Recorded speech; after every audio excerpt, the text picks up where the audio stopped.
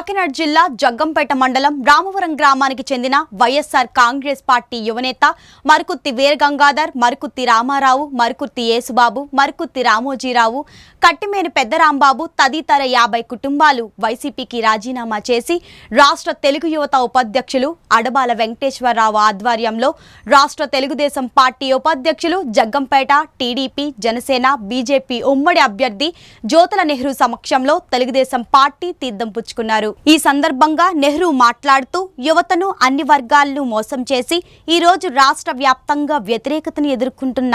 ఈ వైసీపీ ప్రభుత్వానికి bye bye చెప్పి రాష్ట్రానికి అభివృద్ధి సంక్షేమం సమాంతరంగా అందించే చంద్రబాబు, పవన్ కళ్యాణ్ నాయకత్వంలో పనిచేసేందుకు ఈ రోజు టీడీపీలో చేరుతున్న వారందరికీ స్వాగతం పలుకుతూ పాత కొత్త కలయికలో ఈ నియోజకవర్గంలో సైకిల్ గుర్తుకు ఓటు వేసి నన్ను గెలిపించి నియోజకవర్గ అభివృద్ధికి సహకరించాలని మనస్ఫూర్తిగా మిమ్మల్ని అందరినీ కోరుకుంటున్నానన్నారు।